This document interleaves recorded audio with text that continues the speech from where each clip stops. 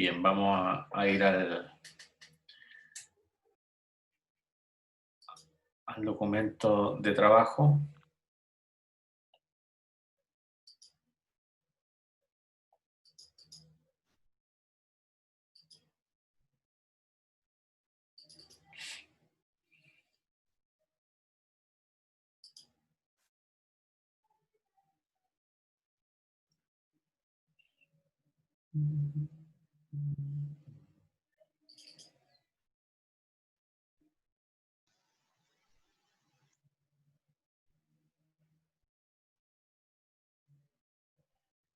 Ya. Eh, Me parece que la última clase habíamos quedado en la suspensión condicional del procedimiento. Ustedes me corrigen.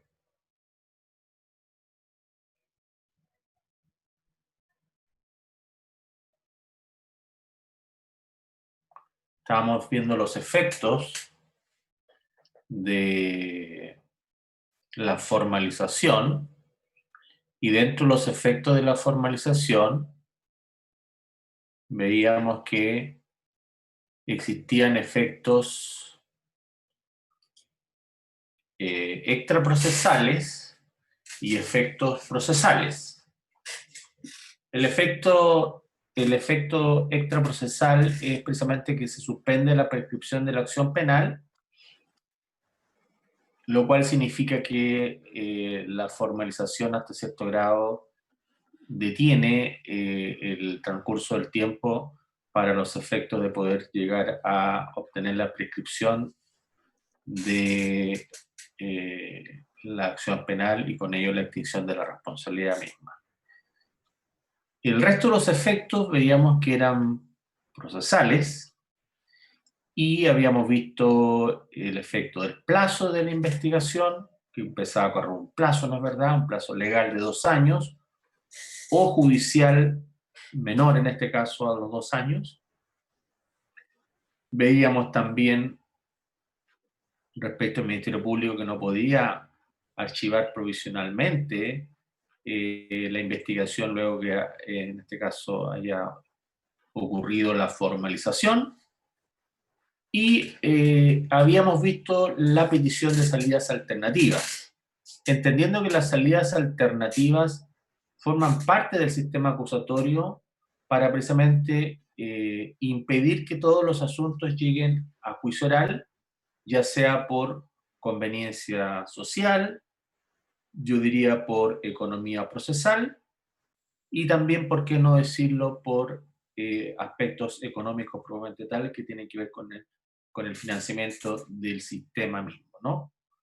Entonces, existen estas salidas alternativas que lo que pretenden es, respecto sobre todo del Ministerio Público, poder pactar, transar para no ir a juicio, y respecto del imputado, aceptar esta prerrogativa, que por cierto sabemos que la tiene él, porque finalmente será el imputado el que será consultado. El derecho de ir a juicio oral finalmente recae en el imputado, porque el imputado, no obstante presumirse su inocencia, el imputado también tiene derecho a que esa inocencia se ratifique en juicio, atendido, entre otras cosas, por las imputaciones de que ha sido objeto en su contra. Veíamos dentro de estas medidas alternativas, en concreto, o de estas salidas alternativas, la suspensión condicional del procedimiento, en donde tenían que cumplirse ciertas condiciones. Primero que todo, condiciones legales, donde el juez de garantía tenía que de una u otra manera verificar si se cumplían, como por ejemplo, respecto de la cuantía de eh, la pena que fuere impuesta al imputado, la pena que en el fondo mereciere el imputado, la cual no podía exceder de presidio menor en su grado mínimo, ¿no? En concreto, o más específicamente, que no fueren hechos constitutivos de pena aflictiva. O sea, tal vez va un poco más allá el rango de poder obtener esta salida alternativa. En concreto estamos hablando de una pena que no supere los 3 años, ¿ya? Hasta 3 años finalmente podía en este caso, acceder el imputado a esta salida alternativa. El imputado no debía haber sido condenado en forma previa y, como dije anteriormente, debe de aceptar someterse a estas condiciones en el lapso determinado, ¿no? Un lapso determinado que no puede ser inferior a 1 año ni superior a 3 años en cuanto a las condiciones que deberá cumplir. Eh, También habíamos visto algo vinculado con los requisitos de procedencia, que lo acabo de mencionar, y con los efectos. Eh, Reitero los efectos porque considero que son importantes en el sentido de que se suspende la persecución penal. Por ahora no se termina la persecución penal, solamente se suspende. Consecuencialmente, al suspenderse la persecución penal, se va a suspender el plazo de investigación que corría desde que la parte, en este caso el imputado, fue formalizado. Y puntualmente, en caso de cumplirse finalmente estas condiciones, en caso de cumplirse estas condiciones, no se va a extinguir, no se van a extinguir las acciones civiles que puedan tener la víctima o tercero. ¿Por qué digo en caso de cumplirse estas condiciones? Porque de una u otra manera podríamos volver nuevamente al proceso penal, y dentro de este proceso penal podrían iniciarse nuevas acciones, no tan solo penales, sino también acciones civiles dentro de este proceso penal, digo, ¿no? Eh, y por eso que me pongo en el caso puntualmente que ya la suspensión condicional haya operado, se haya cumplido. Aún así nunca se van a extinguir las acciones civiles de la víctima o tercero. O sea, estos pactos dicen en relación más que todo con la responsabilidad penal. Eso es lo que quiero que quede claro, que dice en relación con la responsabilidad penal. Habíamos visto también la revocación, eh, y también el tema de los recursos. En cuanto a la revocación, me interesa mucho establecer acá que el legislador sí podría otorgarle o le otorga al juez ciertos márgenes discrecionales que para nosotros podrían configurar verdaderos estándares en cuanto a determinar cuándo vamos a estar en presencia de un incumplimiento grave, por ejemplo, o cuándo vamos a estar en presencia de un incumplimiento reiterado, por ejemplo, ¿no es verdad? Eso no está definido en la ley, no está definido en la regla. Por ende, le corresponde al juez determinarlo, decidirlo. Y para determinarlo, decidirlo, tendrá que establecer pautas. Pautas que no sean aquellas precisamente que se vinculen con aspectos arbitrarios, subjetivos, eh, en este caso vinculados con más bien caprichos, sino por el contrario, tienen que ser pautas muy bien determinadas, muy bien establecidas y que obedezcan más bien, yo diría, a criterios reales, que la sociedad finalmente entienda que esos criterios que se están aplicando son los que mejor eh, deben de utilizarse para el caso concreto, ¿no es verdad? Lo que para un caso es grave, incumplimiento grave, tal vez para el otro no lo será. Lo que para un caso es incumplimiento reiterado, tal vez para otro no lo será. Entonces ahí tendríamos que aplicar pautas respecto de casos concretos. La apelación tal vez no es por ahora atendible, no es una cuestión importante, y vamos a ver ahora los acuerdos reparatorios. La diferencia con la suspensión condicional del procedimiento es que el acuerdo reparatorio es un acuerdo al que llega la víctima con el imputado. Acá no interviene el Ministerio Público. Y la diferencia, yo diría, además que son acuerdos en que la víctima sí va a tener una principal injerencia, y que acá lo que se va a acordar, lo que se va a transar, van a ser eh, delitos en donde se encuentren afectados bienes jurídicos de carácter patrimonial. Eh, Eso yo diría que vendría siendo la regla general, o sea, me explico. Cada vez que estemos en presencia, por ejemplo, de un hurto, cada vez que estemos en presencia de una apropiación indebida, eh, por ahí también algunos podrían incluir las estafas. Eh, Podríamos incluir eh, delitos, otros delitos en donde efectivamente lo que se ve afectado sea únicamente el patrimonio. No podríamos incluir, por ejemplo, el robo, porque el robo, más allá que está incluido el patrimonio, yo diría por existir violencia, la verdad que esa violencia automáticamente hace que la sociedad tome partido en ello.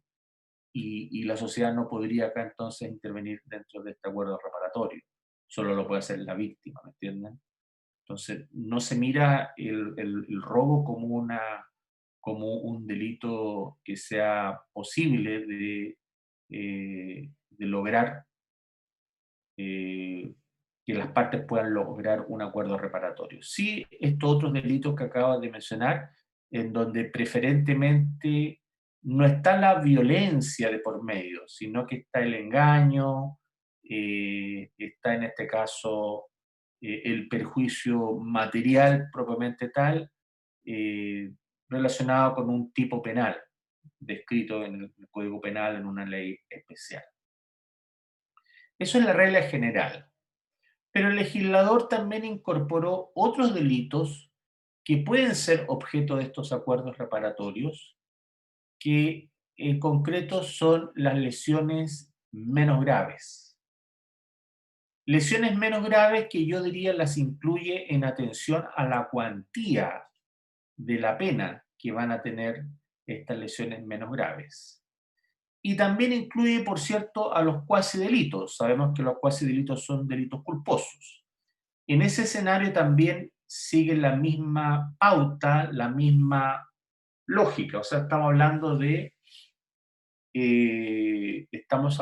de delitos que fueron incluidos no por su contenido patrimonial, sino por la cuantía de la pena. Y ahí entonces, la verdad que para algunos es criticable el hecho de que nuestro legislador haya mezclado por distintas razones, por distintos motivos, estos tipos de delitos para poder arribar a acuerdos reparatorios, porque para algunos tal vez hubiese sido razonable y prudente haber dejado solamente aquellos delitos vinculados con bienes patrimoniales propiamente tales, ya que interviene la víctima, ¿no es verdad? Porque si yo les pregunto a ustedes, en las lesiones menos graves o en los cuasi delitos, yo diría más en las lesiones menos graves, ¿acaso la sociedad no podría tener también injerencia en algo? ¿No es verdad? Entendiendo que en las lesiones menos graves, por ejemplo, hay precisamente dolo, ¿no? Una persona agrede a otra y le provoca lesiones eh, de significación, en este caso, que van a demorar en sanar a lo menos más de 15 días, ¿no? Y en algunos otros casos también podrían considerarse como, como tiempo de sanación más de 30 días. Entonces, es una pregunta que es factible de hacerse en el sentido de que precisamente acá tal vez vamos un poco más allá de lo que la víctima podía finalmente transar. Pero lo que se quiere, vuelvo a insistir, es a través de esta salida alternativa poder evitar el juicio oral, si es posible, y que la víctima sea, en este caso, como principal afectada de manera más inmediata. Eso no significa que no haya sido afectada la sociedad, sino que como principal afectada de manera más inmediata pueda obtener una retribución económica y si está de acuerdo con su agresor, por ejemplo, si está de acuerdo con el imputado, pueda terminar, en este caso, el juicio en el momento en que las partes arriben a un acuerdo. Acá, en los acuerdos reparatorios, no tan solo se extingue la responsabilidad penal, sino que además se extingue la responsabilidad civil. Ahora bien, si el acuerdo reparatorio fue suscrito bajo término de condición o plazo como modalidad, no va a operar de manera inmediata el sobreseimiento definitivo, sino que lo que el juez de garantía va a hacer es otorgar, en este caso, fijar, mejor dicho, una nueva audiencia para verificar si efectivamente este acuerdo reparatorio se cumplió o no, porque eso es lo que finalmente también se pretende, ¿no? Que el acuerdo reparatorio se cumpla para así poder liberar al imputado de esa responsabilidad penal que tiene y también consecuentemente en este caso de la responsabilidad civil. Yo le voy a pedir por favor a alguno de ustedes que me lea el artículo 241. Voy a encender mi luz porque está acá un poco oscuro.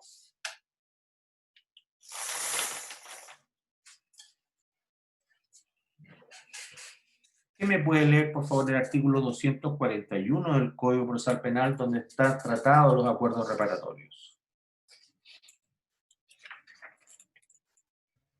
Profesor, yo lo leo. Gracias, Pablo. Artículo 241. Procedencia de los acuerdos reparatorios. El imputado y la víctima podrán convenir acuerdos reparatorios, los que el juez de garantía aprobará, en audiencia a la que se citará a los intervinientes para escuchar sus planteamientos. Si verificare que los concurrentes al acuerdo hubieran prestado su consentimiento en forma libre y con pleno conocimiento de sus derechos. Los acuerdos reparatorios solo podrán referirse a hechos investigados que afectaren bienes jurídicos disponibles de carácter patrimonial, consistieren en lesiones menos graves o constituyeran delitos culposos. En consecuencia, de oficio o a petición del Ministerio Público, el juez negará aprobación a los acuerdos reparatorios convenidos en procedimientos que versaren sobre hechos diversos de los previstos en el inciso que antecede, o si el consentimiento de los que lo hubieran celebrado no apareciere libremente prestado, o si existiere un interés público prevalente en la continuación de la persecución penal. Se entenderá especialmente que concurra este interés si el imputado hubiera incurrido reiteradamente en hechos como los que se investigaron en el caso particular.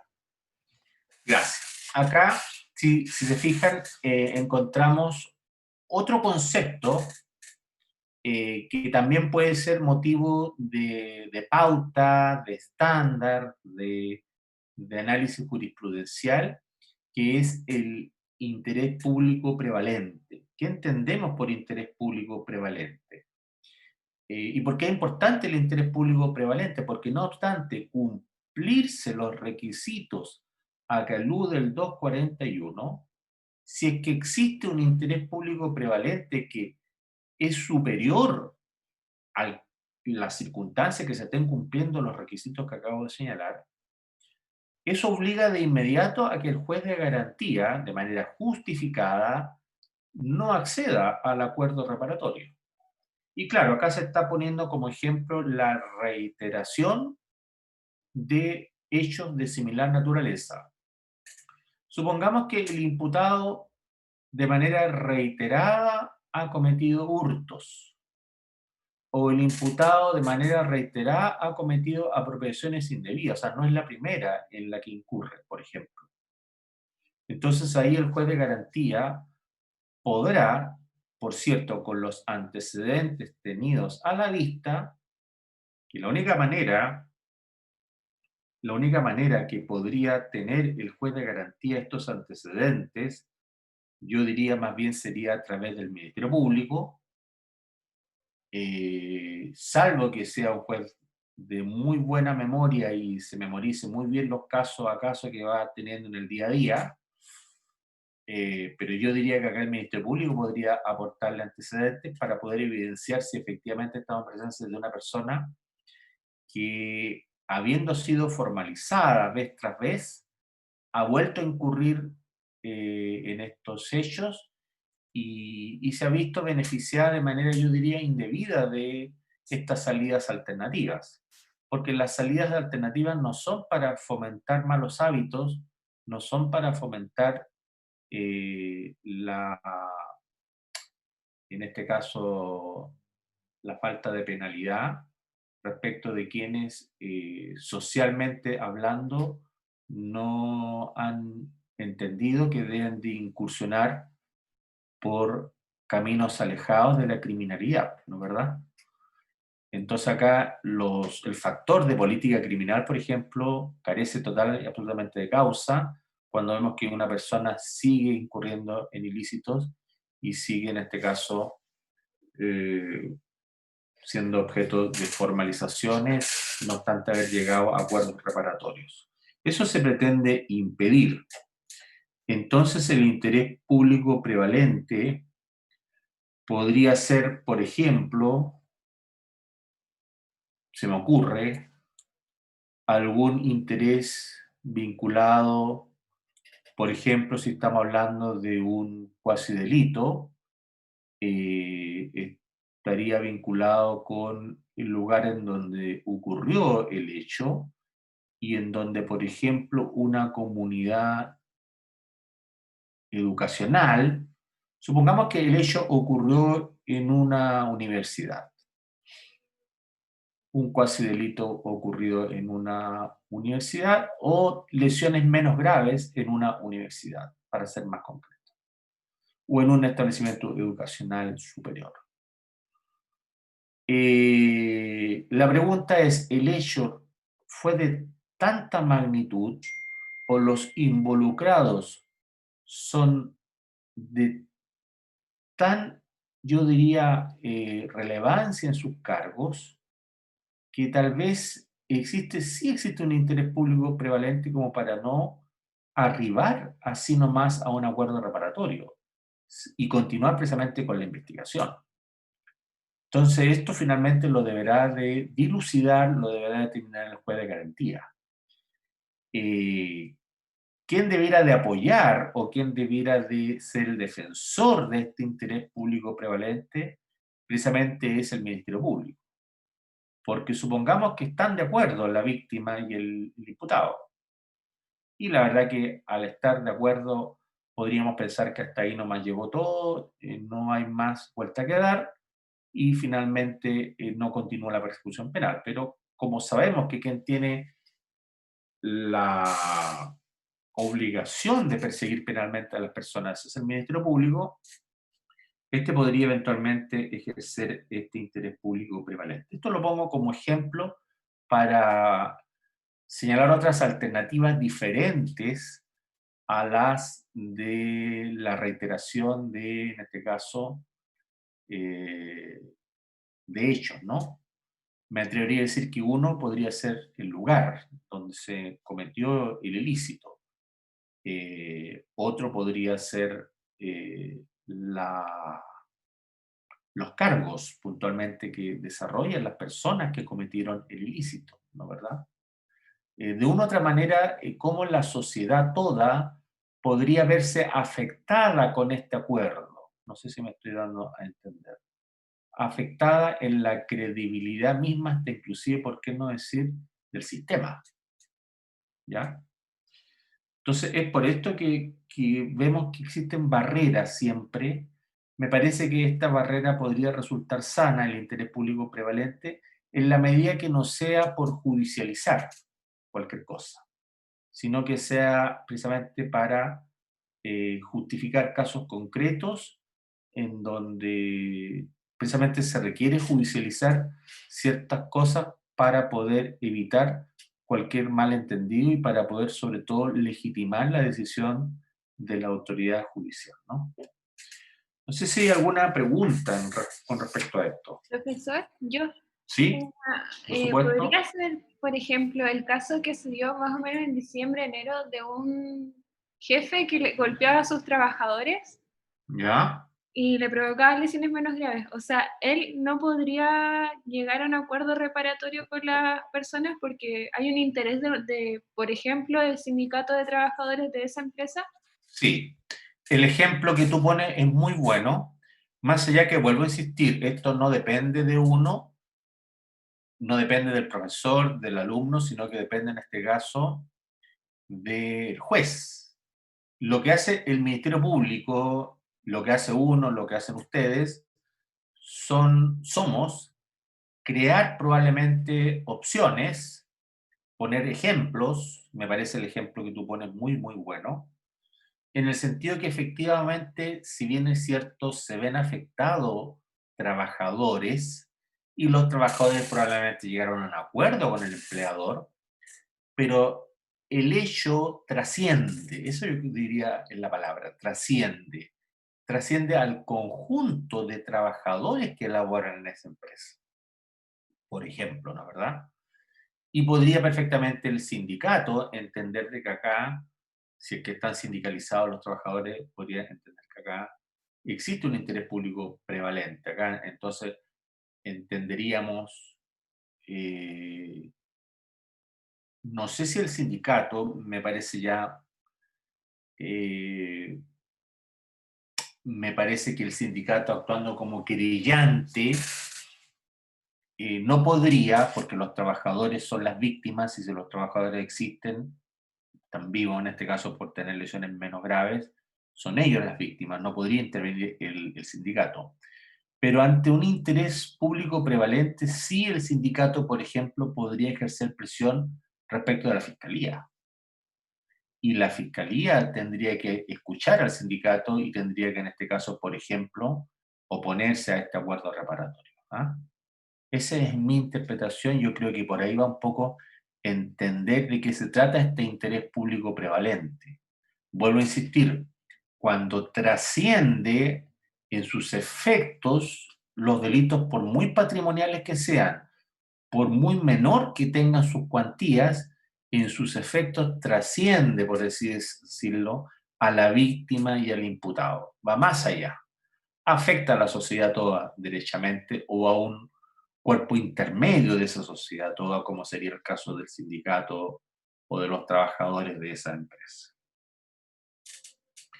¿Alguna pregunta en particular?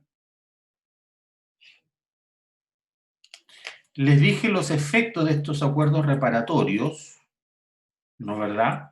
A diferencia de la suspensión condicional del procedimiento, el acuerdo reparatorio, cuando se decreta el sobreseimiento definitivo, el acuerdo reparatorio no tan solo extingue la responsabilidad civil, o en este caso la responsabilidad penal, sino también extingue la responsabilidad civil. Me atrevería a decir que es la única figura que extingue la responsabilidad civil tal, el acuerdo reparatorio. ¿Ah? En tal sentido, el acuerdo reparatorio yo diría que se equipara verdaderamente a un equivalente jurisdiccional, ¿ya? Podríamos hablar de la transacción, similar a una transacción, podríamos hablar que podría ser similar a un avenimiento, a una conciliación, ¿no es verdad?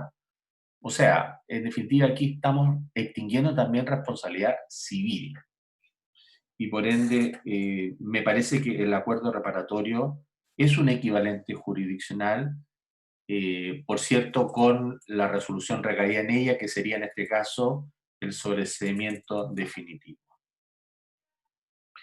Me interesa que también ustedes entiendan cuál es la oportunidad que existe para poder decretar estas salidas alternativas. Y la oportunidad tiene un periodo concreto. Nosotros nos encontramos estudiando la etapa de investigación. Y la oportunidad, yo diría que dentro de la etapa de investigación corre desde la formalización hasta un momento de la etapa intermedia, que es hasta la audiencia de, en este caso, hasta la audiencia preparatoria de juicio oral. Hasta ese momento, hasta esa audiencia en concreto preparatoria de juicio oral, las partes podrían eventualmente llegar a esta salida alternativa. Ahora, ¿qué significa esto? No es menor, porque en el fondo lo que nos está diciendo el legislador es, en 2 etapas del proceso penal, usted puede utilizar estas salidas alternativas. Con esto nos está dando un mensaje: evite el juicio. Evite el juicio si puede. Porque no tan solo se agota en la etapa investigativa la posibilidad de las salidas alternativas, sino que también es posible lograr esta salida alternativa en la audiencia preparatoria de juicio oral. O sea, dicho de otra manera, una vez que el fiscal ha acusado, fíjense lo que estoy diciendo, una vez que el fiscal ha acusado, aún así podría haber una salida alternativa. ¿Les merece a ustedes algún comentario esto? El fiscal acusó. Si el fiscal acusa es porque tiene, pienso yo, evidencias concretas para ir a juicio. Pero aún así podría haber una salida alternativa. Agrego otra cosa más, no lo hemos visto todavía, pero el fiscal aún también así podría acceder a un procedimiento abreviado, o sea, aplicar menos pena para el imputado. ¿Le merece a ustedes alguna reflexión esto? Profesor, yo opino que a lo Karina. mejor siempre se está intentando como no llegar al juicio oral para dejar esa instancia a casos como mucho más graves. A lo mejor por eso que aún así hasta en esa etapa se prefiere optar por una salida alternativa o tenerla como opción. Sí, en cuanto a sistema, yo diría eso. Ahora, desde la mirada del Ministerio Público, ¿qué podríamos decir? Desde un Profesor, punto de vista acusatorio, ¿no? profesor, Pablo.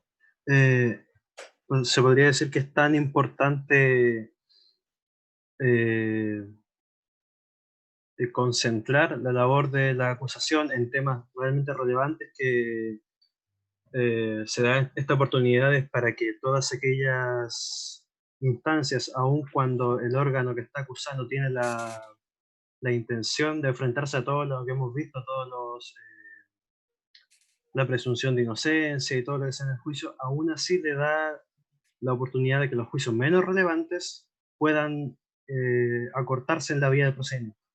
Así es. Y del punto de vista entonces, Pablo, del Ministerio Público, si lo miramos desde la mirada del Ministerio Público como ente acusador, ¿qué podría, ¿qué podría imaginar el Ministerio Público ante esta aplicación de estas salidas alternativas? ¿Podría imaginar algún escenario adverso, por ejemplo, en el juicio oral probablemente tal?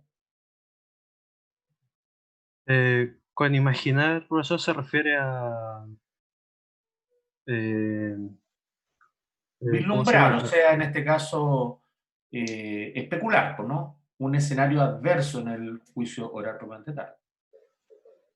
¿Podría serlo?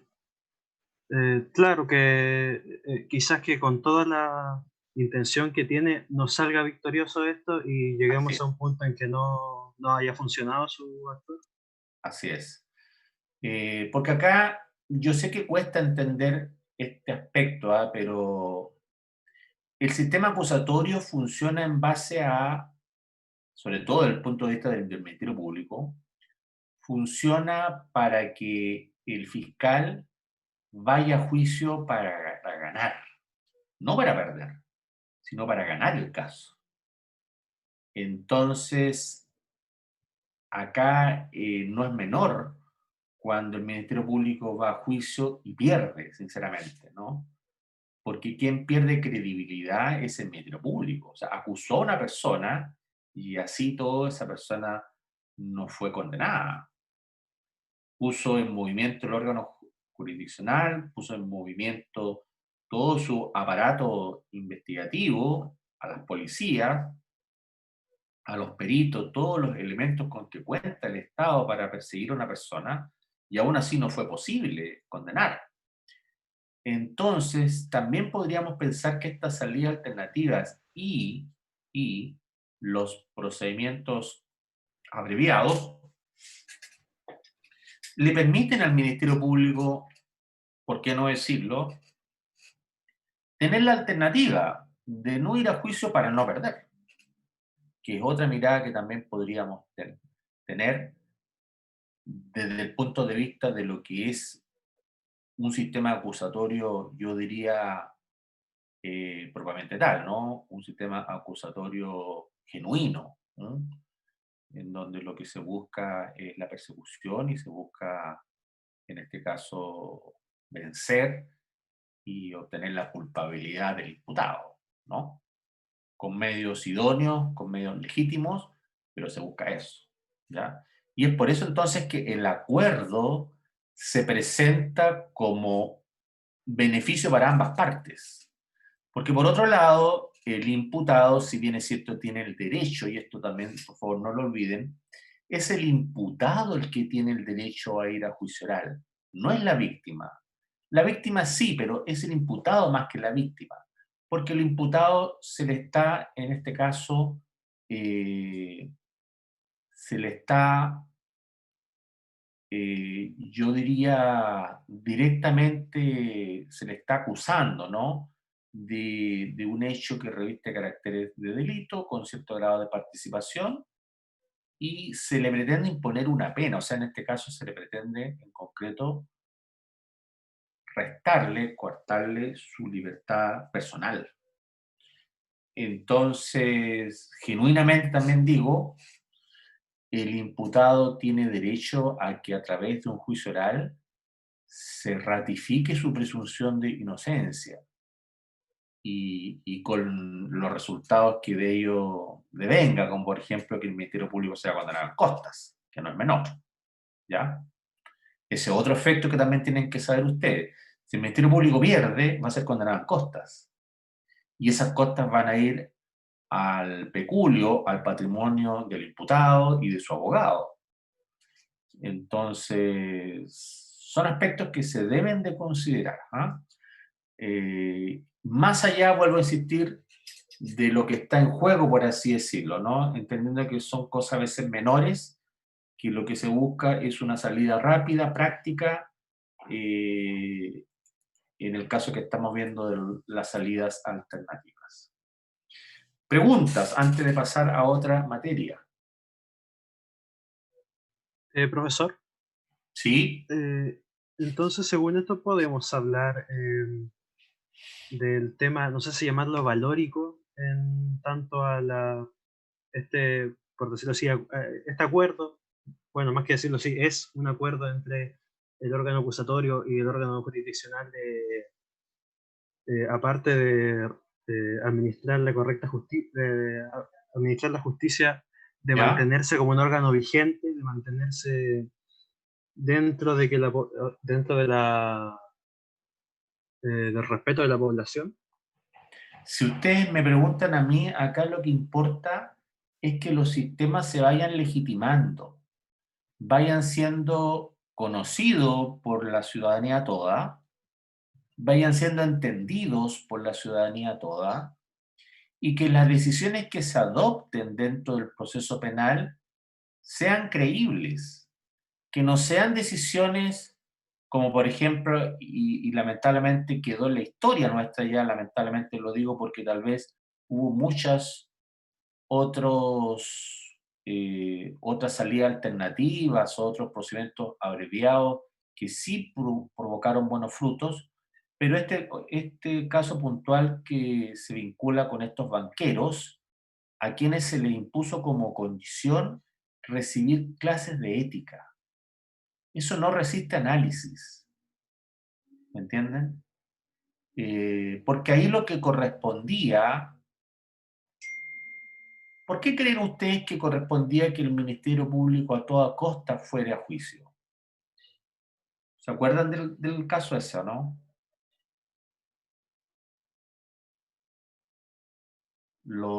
Era por Los imputados por el caso Penta. ¿Era por el interés patrimonial de la población dentro de esos fondos? ¿Y por qué más? ¿Qué había ocurrido ahí, en el fondo? ¿O qué ocurrió con ese caso en particular? Para bien o para mal, ¿ah? Pero ¿qué ocurrió ahí, en ese caso? ¿Se recuerdan o no?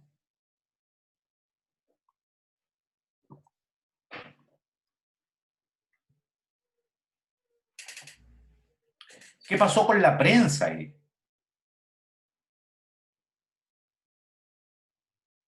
Que en el fondo sirvió como ejemplo, yo diría, para no hacerlo nuevamente, ¿ah?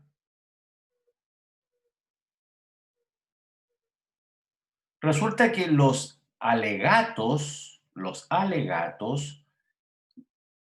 relacionados con la prisión preventiva fueron televisados. Fueron televisados por medios de televisión, por canales abiertos. No tan solo por el canal del Poder Judicial, que hoy día televisa los juicios, ¿no? Entonces, ¿qué pasó? Que acá tomó partido toda la ciudadanía. Y toda la ciudadanía que vio los alegatos, yo diría conforme a nuestra realidad también o mentalidad inquisidora, pensaba o tenía cierto grado de convicción de que estas personas sí eran culpables respecto de los ilícitos por los cuales habían sido acusados. Inicialmente formalizados, luego acusados.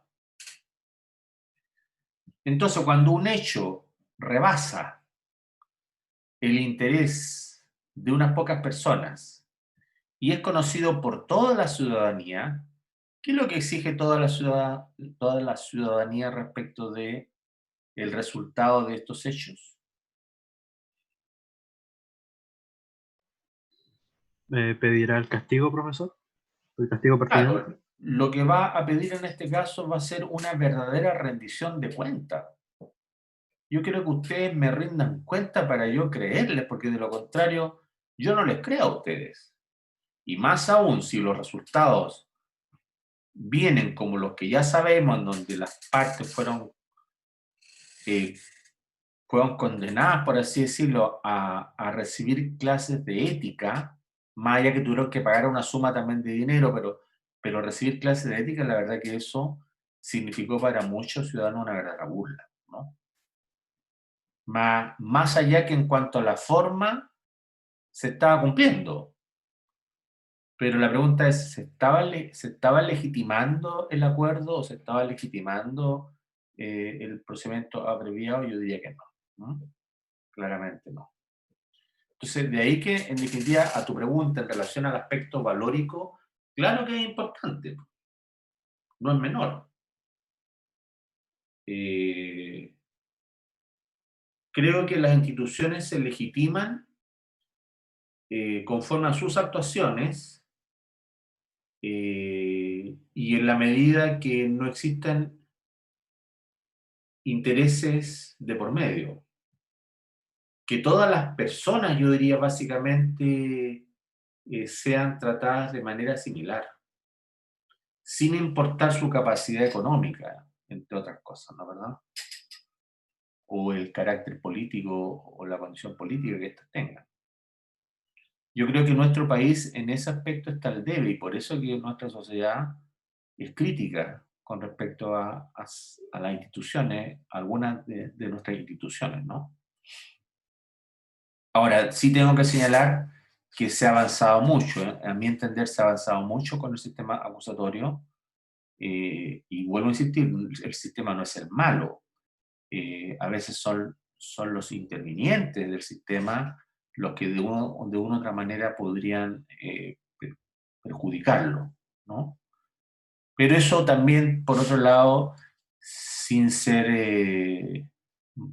llegar a ser masoquista, ¿no?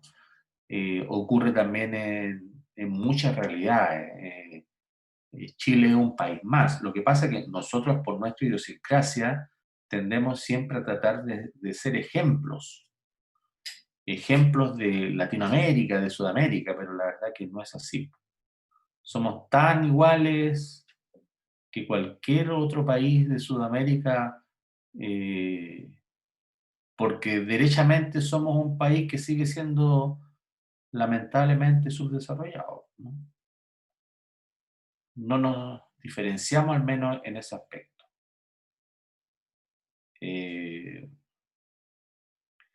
Bueno, no sé si hay alguna otra pregunta en relación a esta materia que estamos viendo.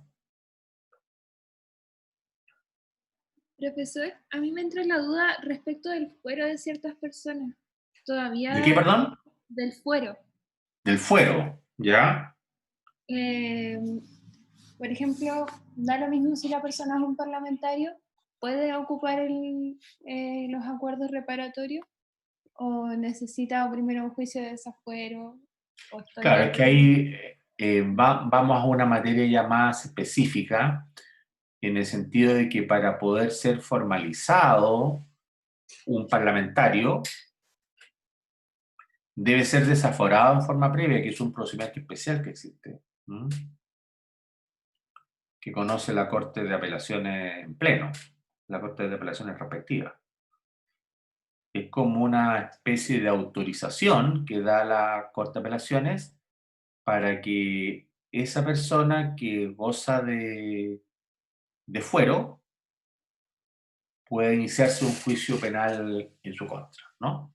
Lo cual no significa necesariamente que sea una condena previa, no. Simplemente es una autorización para que, atendido a la gravedad de los hechos que le están siendo imputados y a su carácter de, yo diría, mediana credibilidad, mediana para no ir más allá, entonces merece ir a juicio esa persona, ¿ah? Eso es lo que yo diría por ahora es el fueros, más allá que lo vamos a ver al finalizar este curso. Es un procedimiento especial, pero básicamente es eso. Bien. ¿Alguna otra pregunta?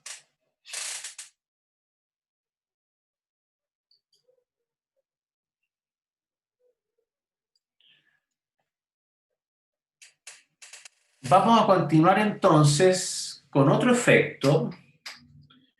Y por una cuestión de, yo diría, pedagógica, ¿no es verdad?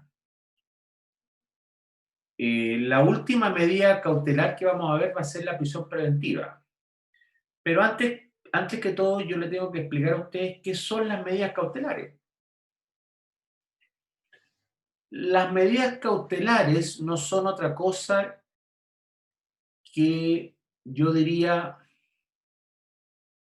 instituciones que sirven para,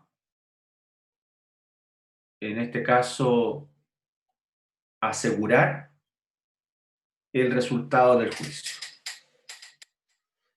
Sirven para asegurar el resultado del juicio cuando existe lo que civilmente se denomina el peligro de la mora, el periculum in mora, ¿no es verdad? Acá, por cierto, no estamos en presencia cuando las medidas cautelares son personales ante el peligro de la mora propiamente tal como lo entendemos desde un punto de vista civil, sino que acá yo agregaría no el peligro de la mora, sino que el peligro de fuga, ¿ya? El peligro real del incumplimiento respecto de la pena la pena propiamente tal, en sede penal. Entonces, debemos entender que las medidas cautelares, primero que todo, no son penas. Que las medidas cautelares sirven solo para asegurar la presencia, si estamos hablando de personales, la presencia del imputado al juicio.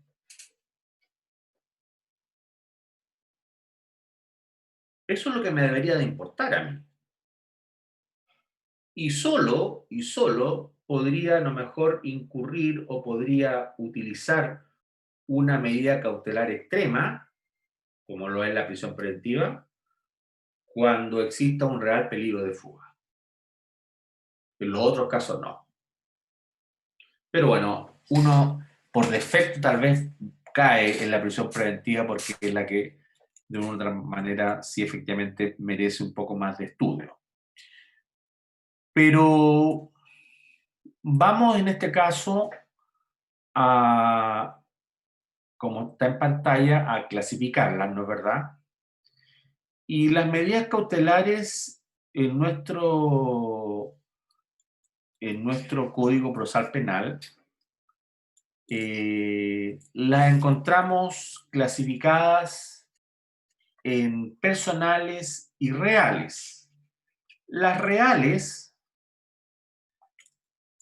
que se encuentran tratadas en el título sexto del libro primero del Código Procesal Penal, voy a comenzar por las reales,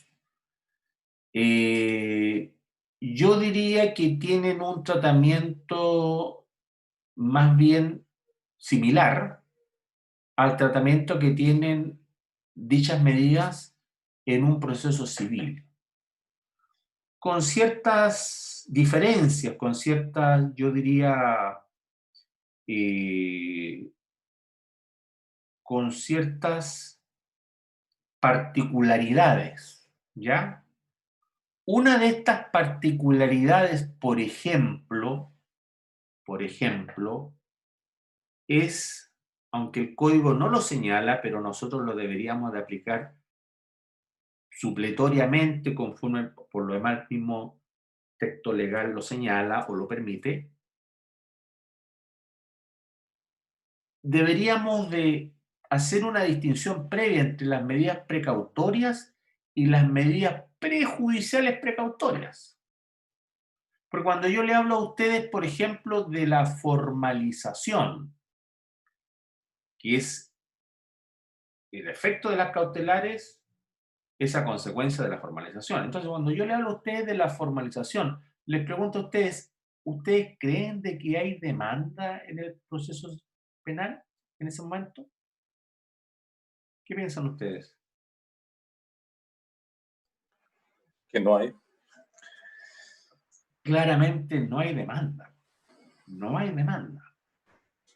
Entonces, si yo sé que el imputado tiene bienes,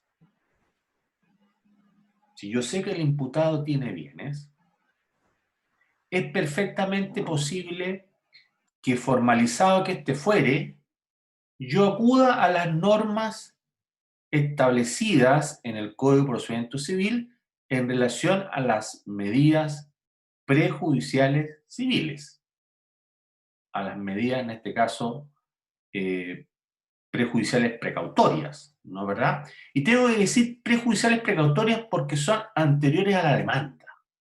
No podemos hablar de precautorias propiamente tales, porque no hay demanda aún, ¿no es verdad? Deberíamos de hablar de precautorias propiamente tales una vez que en el proceso penal se interponga la demanda civil y ahí la parte deduzca una medida precautoria y en ese escenario estaríamos ante una precautoria propiamente tal. Creo, a mi modo de ver, que el legislador, si bien es cierto, se puso en las precautorias, tal vez debió de haber dicho algo acerca de las prejudiciales precautorias, porque a mi entender, Lo que realmente ocurre en la práctica es que luego de ocurrida la formalización, ocurre de inmediato esta medida cautelar real.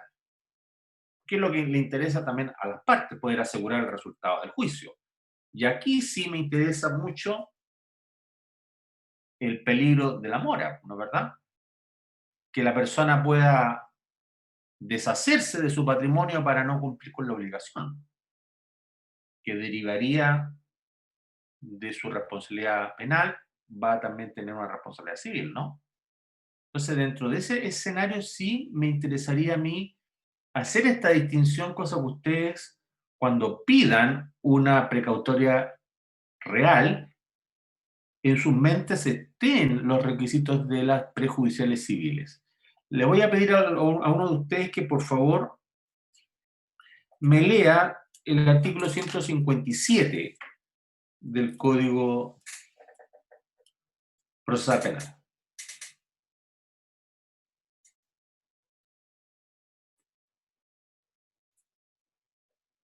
Yo lo leo, profe. Muy amable. Ya. 157, ¿cierto? Sí. Ya. Procedencia de las medidas cautelares reales. Durante la etapa de investigación, el Ministerio Público o la víctima podrán solicitar por escrito al juez de garantía que decrete respecto del imputado una o más de las medidas precautorias autorizadas en el título quinto del libro segundo del Código de Procedimiento Civil. En estos casos, las solicitudes respectivas se sustanciarán y regirán de acuerdo a lo previsto en el título cuarto del mismo libro. Con todo, concedida la medida, el plazo para presentar la demanda se extenderá hasta la oportunidad prevista en el artículo 60. Del mismo modo, al deducir la demanda civil, la víctima podrá solicitar que se decrete una o más de las dichas medidas. Claro. Si ustedes se fijan, el legislador acá fue, en mi opinión, mucho más flexible, ¿ah? Porque alude puntualmente al libro segundo,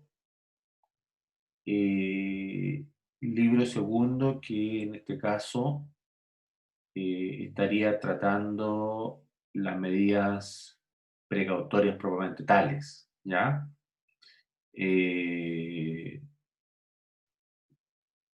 Y lo otro que sí deja claro, es que da a entender de que estamos hablando de prejudiciales precautorias y no precautorias propiamente tales, porque dice que la demanda podrá ser interpuesta hasta el plazo que alude el artículo 60. O sea, estamos hablando de una demanda que va a ser interpuesta sí o sí luego que el Ministerio Público acuse. ¿Me entienden? Ahora, el por qué no puede interponerse antes. Claro, no puede interponerse antes la acción civil, la demanda propiamente tal, porque para que opere la demanda civil tiene que haber acusación en forma previa. Y el único que puede acusar inicialmente es el Ministerio Público. Luego tendrá que adherirse, tendrá que interponer una acusación particular el querellante. Pero en ese sentido, claro, el demandante querellante, por así decirlo, queda condicionado a la eventual acusación que establezca en este caso, o que deduzca en este caso el Ministerio Público. Esta observación se la formulé única y exclusivamente para que ustedes entiendan que en nuestras mentes, más allá de estar dentro de un proceso penal propiamente tal, cada vez que se traten materias de otras naturalezas y el legislador se remita a estas regulaciones de materias de otra naturaleza, nosotros las tenemos que tener presentes y las tenemos que considerar. ¿Ah? Más allá si se remitió bien o mal, pero las tenemos que considerar y las tenemos que aplicar correctamente. ¿Ah? esa es mi reflexión al menos con respecto a este tipo de materias y puntualmente respecto a las medidas cautelares reales. Las medidas cautelares reales, en mi opinión, aunque el legislador no lo exige, pero en mi opinión deberían de solicitarse idealmente por escrito, Pero como el legislador no distinguió, es perfectamente también posible que en la audiencia de formalización la parte de inmediato solicite una cautelar real, de inmediato. Ahora, ¿por qué yo digo por escrito, o a lo menos cuando la solicite de manera verbal, lo haga bajo cierta minuta o cierta pauta? Porque los asuntos de naturaleza civil tienden a ser un poco más formales a veces, en donde, por ejemplo, si yo voy a solicitar como medida prejudicial precautoria, como medida precautoria, la prohibición de celebrar acto de contrato recaída sobre un bien inmueble, tendré que señalar en audio cuál es ese bien inmueble, tendré que señalar en audio dónde está inscrito ese bien inmueble y cuáles son sus descripciones de inscripción en este caso, ¿no es verdad? Entonces eso yo lo debería de tener en pauta previa. En mi opinión, ¿no? ¿Verdad? Y de lo contrario, esperar a lo mejor que la audiencia termine y luego que la audiencia haya terminado, de inmediato hacer la presentación, cosa de obviar errores o impedir errores de forma, por así decirlo, ¿no? Y el tribunal en este caso, sin necesidad de audiencia, solamente dando traslado, podría perfectamente decretar estas medidas precautorias o medidas prejudiciales en la medida que se cumplan los requisitos. No sé si hay alguna pregunta en relación a esta materia. Bien. Mañana entonces continuamos con las medidas cautelares personales. Vamos a ver la detención y la citación y las otras del artículo 155 del Código Procesal Penal. Nos vemos mañana entonces, que tengan buen descanso hasta mañana. ¿Ah? Chao. Bien. Chao.